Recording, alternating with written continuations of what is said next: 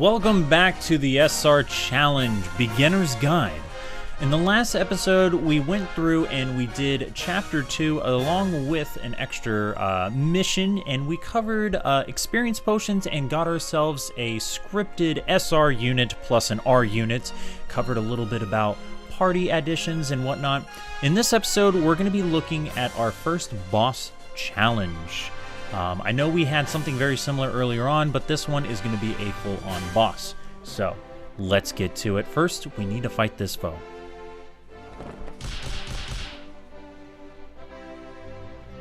I think we're the enemy if it's approaching. Alright, I like to zoom out just to kind of get an overlay of the field. Okay, so for this strategy here, we want to play to our strengths. Now, our strength is going to be Grenier. Grenier is going to be able to guard for us. But we got to make sure that we take out this fighter. So it's going to be key that we get Scott in there and doing some damage, and then get everybody huddled up around Grenier. So that's the plan we're going to go with. Make sure we keep our flyer away from that archer. Make sure he has no skills that can affect us. The healer we're not really concerned about. So let's do this. Yes. So first up, we're going to have Scott come in, and we're going to have him straight up ram this unit as quickly as possible. On my honor. Yes. Now, when it comes to guarding, just in case we get encountered by this cleric does magical damage. Grenier only guards against physical. I just want to double check and make sure. Yes, blocks under physical attack. Certain guards will also guard magical attacks. Units like Ledin, Landius, those units have guards that will guard against magical and physical attacks. It's kind of a really cool guard skill. Other units have different guard skills for different effects. So Freya, for example, can guard against magical and as well physical, but depending on the skill she brings. So what we're going to do here is we're going to check out the movement range. So we're going to move Grenier right here. We're going to pop off the guard. So he's going to guard anything that's physical. So Scott here is still susceptible if he's going to take magic damage, but I highly doubt it. There's a good chance he won't. Again, we're going to move everybody in close. Stay out of the archer's range. Yes, sir. And we're going to play a little bit defensive.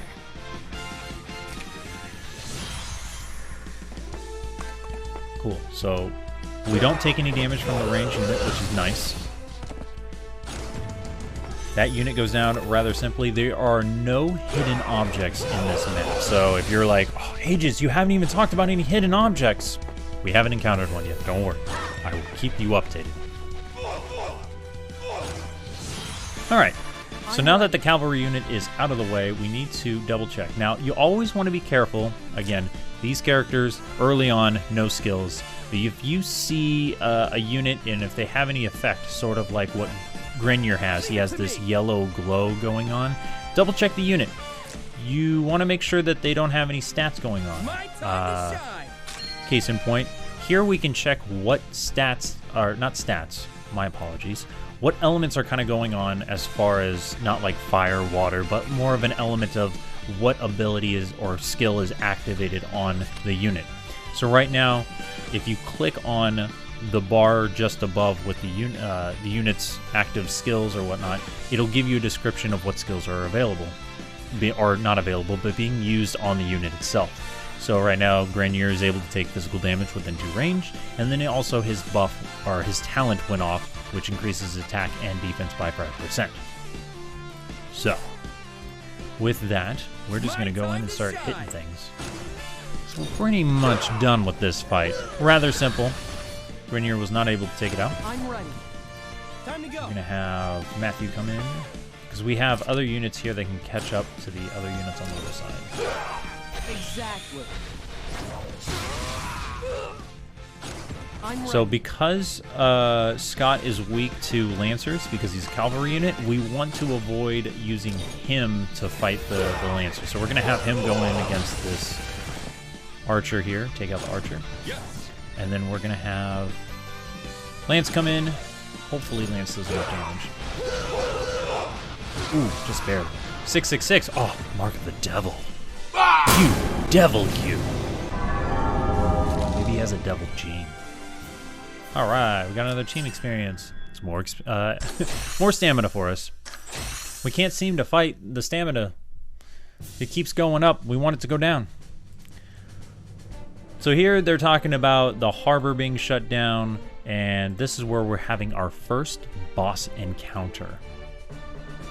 So bosses can appear over the map, but they're usually not so much scripted, but they're in story-placed moments. So you work through the story, and then there will be branching paths. You work down those branching paths, and then all of a sudden, you got bosses that'll pop up, and you can challenge them. But they are extremely powerful and much more formidable than any other unit that we faced before.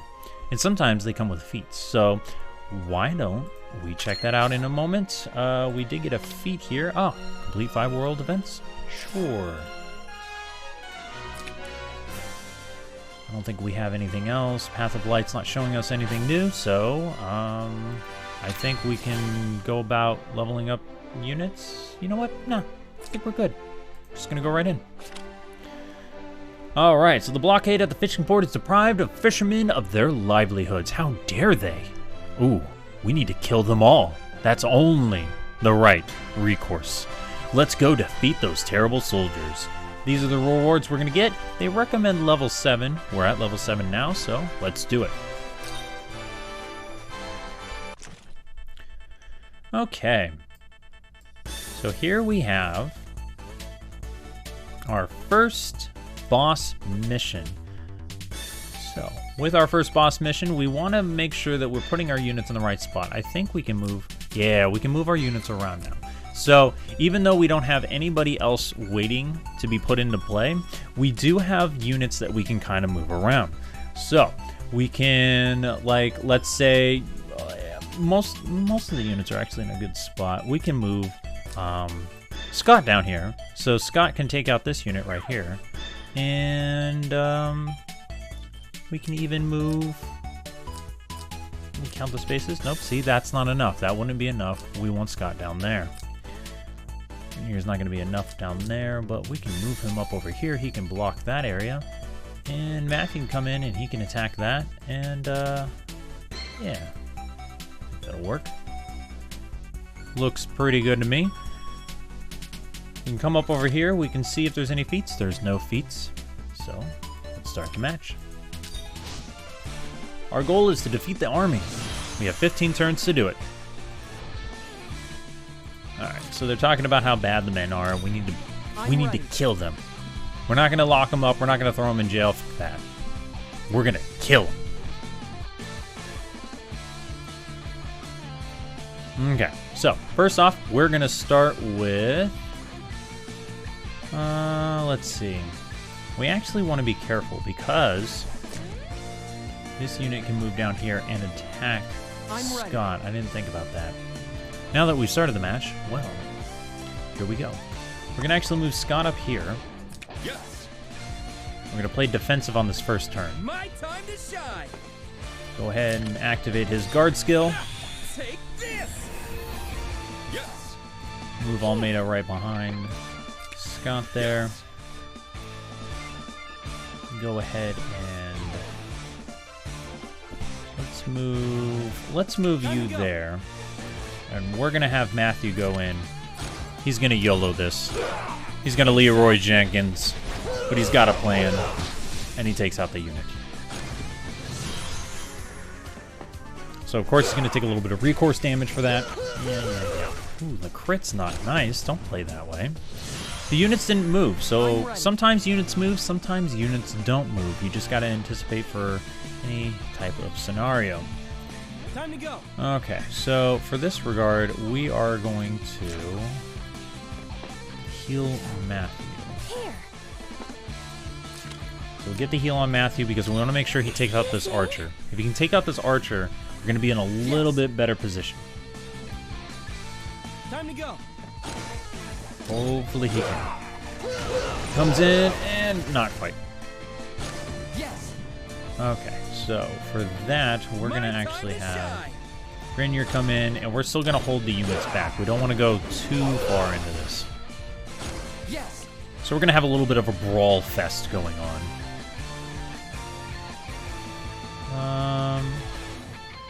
Yeah, I don't want to lose any units. We're gonna try to do this without losing units. So the only thing that I'm worried about is this unit here can come up and attack, and we don't want that to happen. So we're gonna keep out of range. Let's turn that danger zone on. Yep. Yes, sir. One step forward. Grenadier is going to come in. He's going to take all the physical damage, which is good. He's got a good physical defense.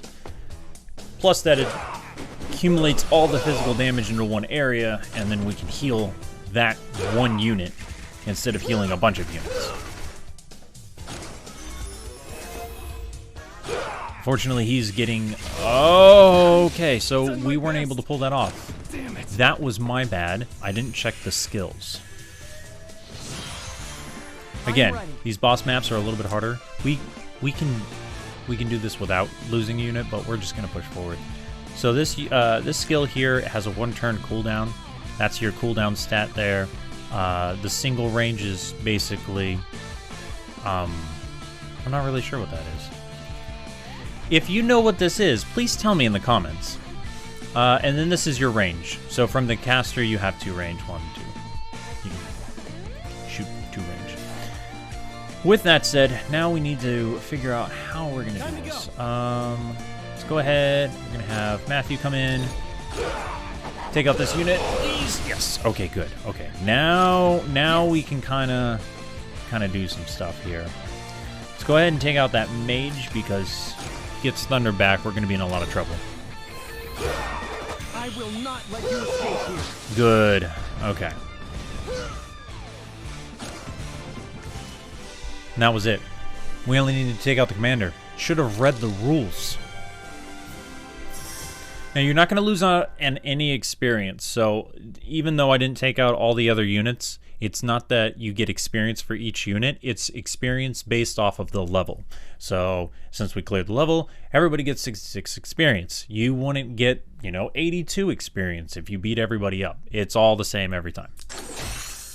So, we get a reward because we completed it. Even though we lost Grenier. But guess what? He's back. And he's fine. Okay. Now, I want to check what we have for summoning. So, we have 2 summons. Now, the way it works for summoning cost, yes, this is where you can buy it. But this is where you can transfer. So, every 88 crystals equals 1 Trinity voucher. So we want to get up to 10 Trinity vouchers because we'd like to summon for SSR or SR units. You can also transfer for gold, but we're not hurting for that right now. We can also talk about the store. We don't really go much into the store. This is an interesting area. So early on, you're going to find that you have lots and lots of gold, and you really don't spend a lot of your gold. Word of warning. The store itself is good if you absolutely need that item. So let's say you're trying to build up a unit and you're like, I need this unit to get to the next level because it is pivotal for me to complete this map that I've been working on for a long time and I need it. Okay. Even then, I still caution you, don't just jump straight into it because you can normally get most of everything in the shop for free. As in, you work through time trials, you work through different maps or daily quests or stuff like that. Everything here can be acquired rather easily. So, I caution you. If you want to, you're spending your money, as far as in-game money. It's not real money. Just be careful with how much you spend. You'll find that later on, you're going to be hurting for gold. Gold gets very, very valuable. It's not that you can't have it, it's just another way the game just tailors your progression. It tries to not let you progress too fast. So don't get frustrated if you think, why can't I just zoom through this game? This game does not want you to blast through its content. It wants you to take your time. It wants you to enjoy everything that it's got going on. Here we have the honor points. Now the honor points are quite interesting. You can buy rune stones, you can buy SR accessory boxes, which are all right. Occasionally you're pretty much just going to get SR unit or SR equipment. So after a while, we're not really going to be using this. I would recommend not doing it at all. The random accessory gift box is actually good because you can occasionally get an SSR accessory, which is ultimately the main goal. Early on though, you want to focus on your SRs, building that up before you start worrying about SSRs because it takes a long time to build those up. But you're getting, you are guaranteed to get an SSR if you use this, and then you also have your Trinity vouchers here. Also, very, very good. They encourage you to do it. PvP is interesting, and we'll cover it once it gets unlocked. Then you have your friendship. So every friend that you have in the game, you can get friendship points for, so you can build up your friendship vouchers. I don't recommend you get a lot of them anyways. Or you can get Trinity vouchers, which I highly recommend. You can only get 2 per month. And then you also can spend on, you know, rare XP potions. You can do bright gems, rare crafting hammers. Any of these are pretty decent. Friendship points are pretty much currency you can spend on whatever. Next, we have the equipment section. This is where things get a little interesting, and we'll talk about it once we get it unlocked. But just wanted to show you, you can roll for weapons, armor, helms. You can't roll for accessories though. Those are handled through the other tabs. But you can get special enchantments, upgrading crafting materials. So, just wanted to point that out. Okay. I think that was pretty good for this episode. We covered a few things. So for the next episode, we're going to go through this talking point rather quickly, hit up the next mission, and hopefully take on the next chapter, Chapter 3. Guys, thank you so much for watching, and I'll see you next time.